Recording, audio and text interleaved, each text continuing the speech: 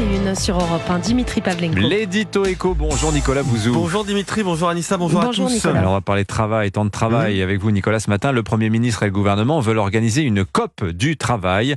Il va être question de la semaine de 4 jours ou en 4 jours. Vous avez ce matin des chiffres à partager avec nous à ce sujet. Oui, alors vous avez raison de dire que ce sera la semaine en 4 jours qui est en débat, puisque ces 4 jours ne s'accompagneraient pas d'une baisse du temps de travail. En réalité, la référence resterait 35 heures par semaine. Alors, le Conseil économique, social et environnemental, le 16, a planché sur ce sujet et a effectué un travail remarquable, je trouve, qui éclaire le débat.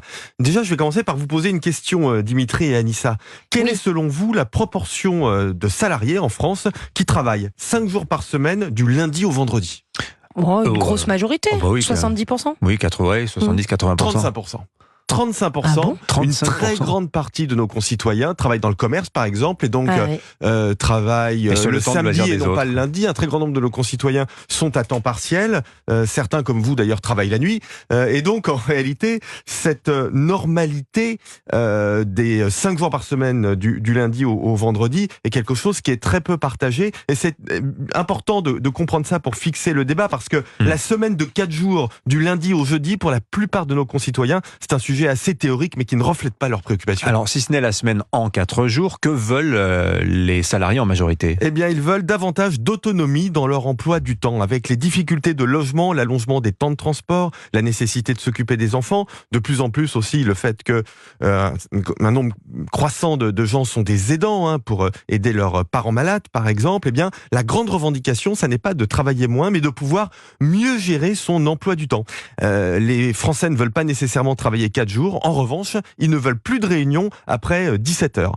Quant aux personnes qui occupent ce qu'on appelle un travail posté, c'est-à-dire qu'ils doivent être à leur poste de travail de telle heure à telle heure, elles veulent par exemple davantage de journées enfants malades. Les grandes entreprises en proposent une par an, mais c'est très insuffisant. Et je vais même aller plus loin. Pour de nombreux salariés, en réalité, la semaine de 4 jours, ça leur fait peur. Mais pourquoi ? 2 raisons. La première, c'est que travailler 2 heures de plus 4 fois par semaine, ça allonge les horaires et ça complique la vie. Par exemple, pour aller chercher les enfants ou pour leur faire faire leurs devoirs. Ça poussera sans doute d'ailleurs des femmes à passer à temps partiel, alors que ce sont elles qui supportent déjà ce type d'inégalité. Quand il faut sacrifier le travail pour s'occuper des enfants, dans moins de 10% des cas, ce sont les hommes qui s'y collent. La deuxième raison, c'est que le grand stress des salariés, c'est d'être sous pression, de devoir travailler vite et mal. En comprimant le temps de travail sur 4 jours, on va accentuer ce malaise. La semaine de 4 jours, c'est ajouter une contrainte là où les salariés demandent plus de flexibilité. Vu comme ça, ça y est, on le voit autrement. Signature Europe 1, Nicolas Bonne Bouzou. journée à vous. Merci Nicolas. Europe 1. Un nouveau rendez-vous sur Europe 1 avec CNews. C'est chaque samedi, 13h, 14h. Vous retrouvez désormais face à Michel Onfray.